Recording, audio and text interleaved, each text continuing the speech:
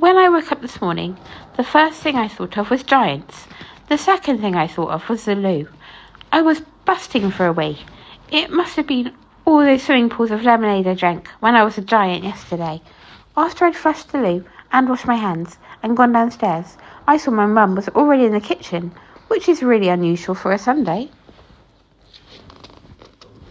On Sundays, my mum usually lies in bed till at least 10 o'clock because she's really lazy, but this morning she got up early to make a banoffee pie to take to Nanny's.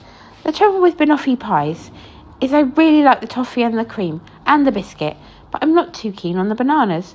Bananas are all right, but I'd much rather Mum left out the banana bits. Then it would be perfect. Mum said that without the banana bits, it wouldn't be a banoffee pie at all.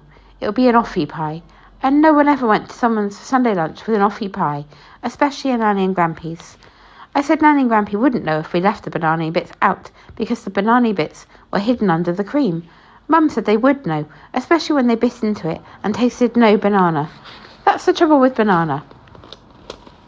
It tastes too much like banana. So the banana bits had to go in. While Mum was making the toffee for the toffee bit of the pie, I had my breakfast.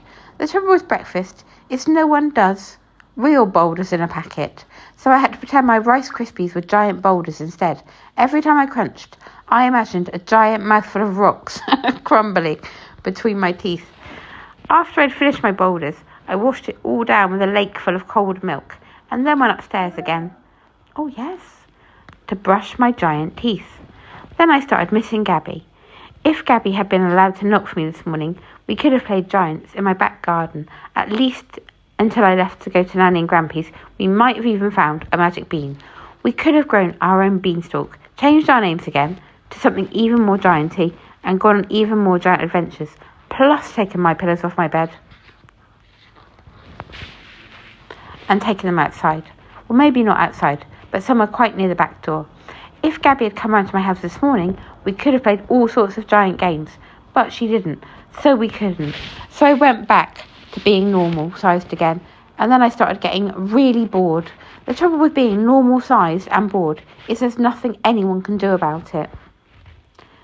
You just have to sit in a chair and be normal-sized and bored until it's time to go out. You can get out of the chair if you want, but even if you do, you'll still be normal-sized and bored.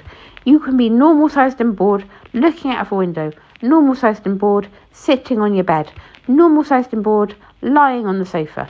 The only time this morning that I was normal-sized and not that bored was when I went into my back garden on my own, without Gabby, to look for magic beans again, but I couldn't find any.